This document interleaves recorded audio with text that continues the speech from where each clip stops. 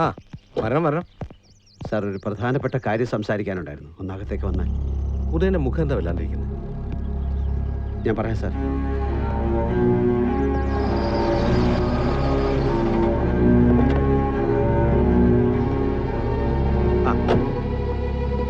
നമസ്കാരം. ഓ സോറി.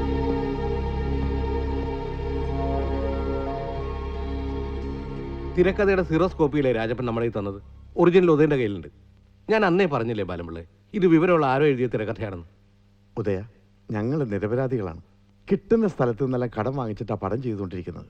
ഉദയന്റെ വിഷമം ഞങ്ങൾ മനസ്സിലാക്കുന്നു. പക്ഷേ ഇതിന്റെ പുറത്തൊരു കേസോ കൊണ്ടാവേണ്ടി വന്ന ആത്മഹത്യയല്ലാതെ വേറെ മാർഗമില്ല. രായപ്പനെ വിളിച്ചു വരുത്തിയ സത്യം തെളിഞ്ഞാൽ ഉദയന് ഞാൻ കുറച്ചെന്തെങ്കിലും പണം തരാം. ബാലമ്പിള്ളേ, അനാവശ്യം പറയരുത്. സത്യനെ എന്താ തെളിയാനിരിക്കുന്നത്? ഉദയൻ എങ്ങനെയുള്ള ആളാണെന്ന് എനിക്കറിയാം. അതെനിക്കറിയാം. അപ്പൊ നമുക്ക് കഥാ തിരക്കഥാ സംഭാഷണം ഉദയഭാനു എന്ന് വെക്കാം. നിങ്ങളുടെ പേരിനും പണത്തിനും അല്ല ഞാൻ വന്നത്. എന്റെ ജീവിതത്തിന് വില പറയരുത്. ചോര വേർപ്പാക്കി ഞാൻ ഉണ്ടാക്കിയ തിരക്കഥ ഇനി എനിക്ക് സിനിമയാക്കാൻ പറ്റുമോ ഇല്ലയോ? അതിനി എങ്ങനെ നടക്കൂ ഉദയ? മതി, അതറിഞ്ഞാ മതി.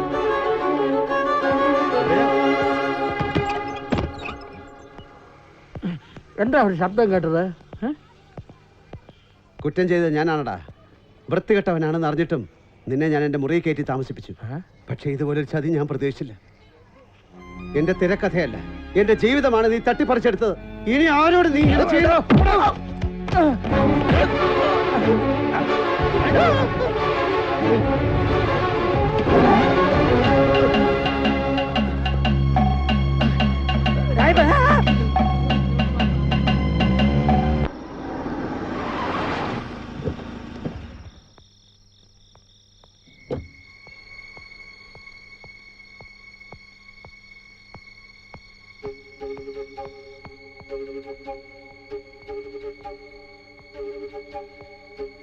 ഇങ്ങോട്ട് ഇരുന്നാട്ടെ.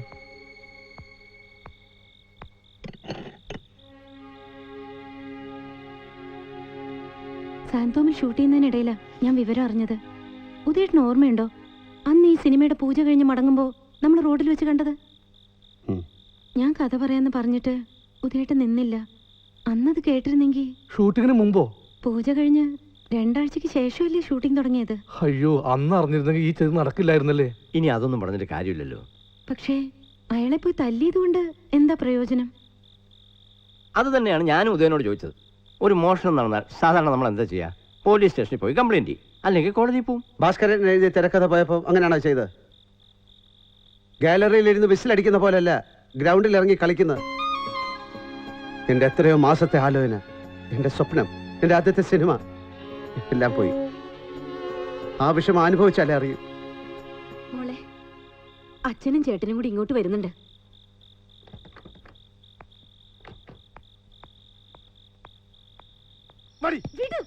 ഇനി നിന്റെ അഴിഞ്ഞാട്ടം ഞങ്ങൾ സമ്മതിക്കില്ലടി.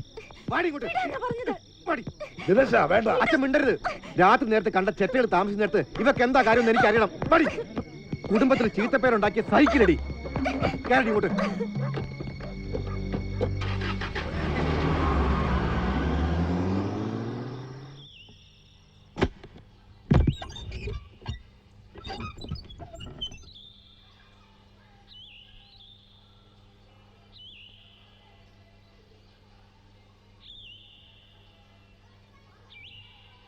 എല്ലാം അവസാനിപ്പിച്ചു.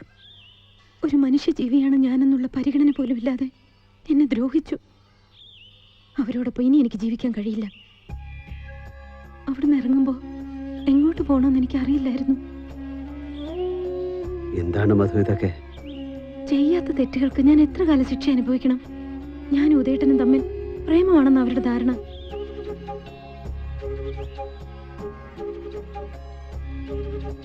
അകത്തേക്ക് വരൂ. വീട്ടിൽ നിന്ന് ഇറങ്ങിപ്പോരുമ്പോൾ എങ്ങോട്ട് പോകാണെന്ന് അവർ ചോദിച്ചില്ലേ? എങ്ങോട്ട് പോയാലും ആ വീട്ടിലേക്ക് ഇനി കാലെടുത്ത് കുത്തില്ലെന്ന് ഞാൻ പറഞ്ഞു. പക്ഷെ മധുവിനെ അന്വേഷിച്ച് വീണ്ടും അവരിവിടെ വന്നാൽ, ഇന്നലെ രാത്രിയിലെ പോലെ വീണ്ടും ഒരു സീനുണ്ടായാൽ, അല്ലെങ്കിൽ തന്നെ ഒരു കാര്യമില്ലാതെ നമ്മളെക്കുറിച്ച് പത്രക്കാർ എഴുതി വിട്ട ഗോസിപ്പുകൾ കാരണം പൊറുതി മുട്ടിയവനാ ഞാൻ. തകർന്നു കിടക്കുന്ന എന്നെ ഇനിയും തകർക്കണോ മധു? സോറി, ഞാൻ അതൊന്നും ആലോചിച്ചില്ല. മധുവിനെ അറിയാലോ, ഇനി എന്ത് എന്നറിയാതെ വഴിമുട്ടി നിൽക്കുന്നവനാ ഞാൻ. അതിൻ്റെ കൂടെ മറ്റൊരാളുടെ വിഷമം കൂടി ഏറ്റെടുക്കാനുള്ള കെൽപ്പ് എനിക്കില്ല. എന്തൊക്കെയായാലും സ്വന്തം അച്ഛനും ചേട്ടനും അല്ലേ. തിരികെ വീട്ടിൽ ചെന്നാൽ കയറരുതെന്ന് അവർ പറയില്ലല്ലോ. അതിലും ഭേദം മരിക്കുന്നത്. പിന്നെ ഇപ്പൊ എന്ത് ചെയ്യുന്നാ പറയുന്നത്? എനിക്കറിയില്ല. എനിക്കറിയില്ല.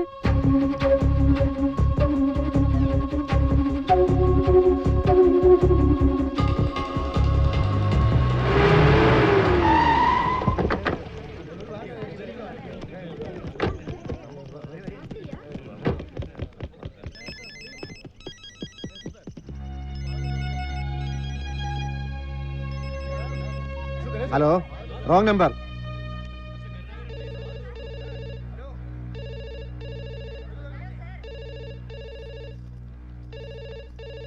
വേണ്ട, എടുക്കണ്ട. വാതിൽ തുറക്കുന്നത് വരെ അവന്മാര് ബഹളമുണ്ടാക്കും. എന്നാ അച്ഛൻ പോയി തുറന്നോ. ഈ നാണക്കേടിനെ പറ്റി അവറ്റോട് സംസാരിക്കാൻ എന്നെ കിട്ടില്ല. ആ നശിച്ചവള് പോയി ഒരു ചെത്തെ കല്യാണം കഴിച്ചത് നമ്മളിപ്പോ എന്ത് പറയാനാ?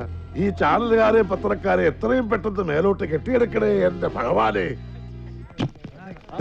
ഒരൊറ്റ എണ്ണ ഇതിനകത്തേക്ക് കയറി പോരുത്. കഴുകന്മാരെ പോലെ ഇറങ്ങിക്കോളും മനുഷ്യർ ശവം തിന്നാൻ.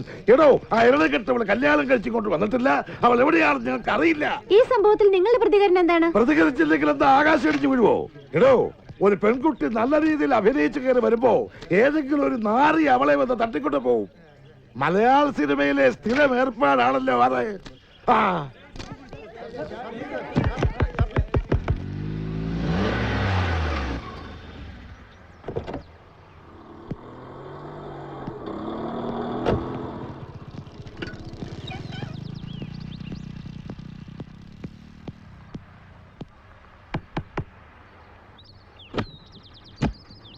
പേടിക്കണ്ട, ഞാൻ ഇങ്ങോട്ട് വരുന്ന ഒരു പൂച്ചക്കുഞ്ഞു പോലും അറിഞ്ഞിട്ടില്ല.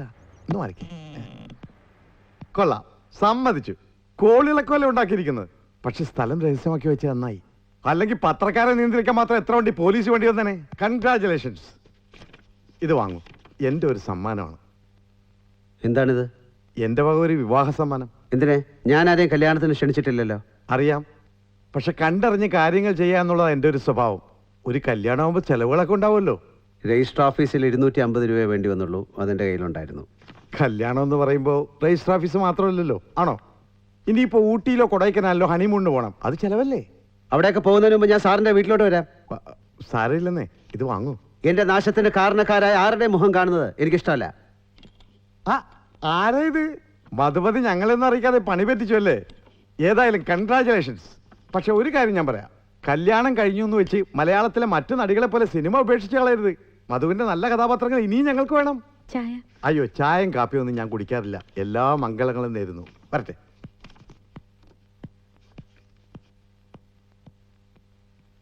ഇയാൾ എങ്ങനെ ഈ സ്ഥലം കണ്ടുപിടിച്ചു? റഫീക്ക്, ഒരു മിനിറ്റ് ഒന്ന് വന്നേ.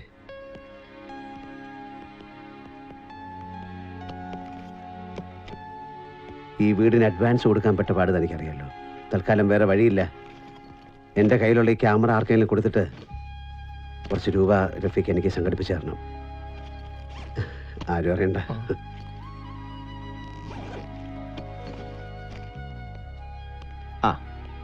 അപ്പൊ ഉദയ, ഞങ്ങളുടെ സ്ഥലം ഇവിടെയാണ്. ഓക്കെ, ഇനി നിങ്ങളായി നിങ്ങളുടെ പാട്.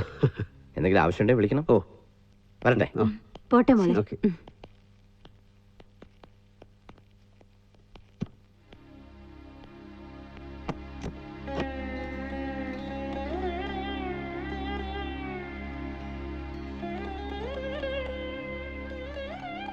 ഉദയേട്ട, പണവും സ്വർണ്ണമൊക്കെ അല്ലേ കള്ളന്മാർക്ക് മോഷ്ടിച്ചോണ്ട് പോകാൻ പറ്റൂ? ഒരാളുടെ കഴിവും ഭാവനയും ആർക്കെങ്കിലും തട്ടിയെടുക്കാൻ പറ്റുമോ? ഉദയേട്ടന് ഇനിയും എഴുതാൻ പറ്റും. എഴുതണം. ലോകമറിയുന്ന ഒരു ഫിലിം മേക്കർ ആവാൻ ഉദയേട്ടന് കഴിയും.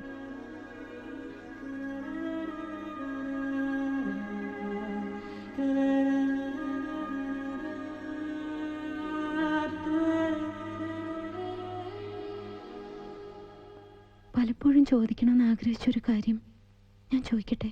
ചോദിച്ചോളൂ. ഉദയേട്ടന് എന്നോട് എപ്പോഴെങ്കിലും ഇത്തിരി സ്നേഹം തോന്നിയിട്ടുണ്ടോ? മധുവിനറിയില്ല. എന്തുമാത്രം ഞാൻ സ്നേഹിച്ചു എന്ന്. പക്ഷെ മധുവിന്റെ നന്മയെ കരുതി ഞാനതെല്ലാം മറച്ചു വയ്ക്കുകയായിരുന്നു.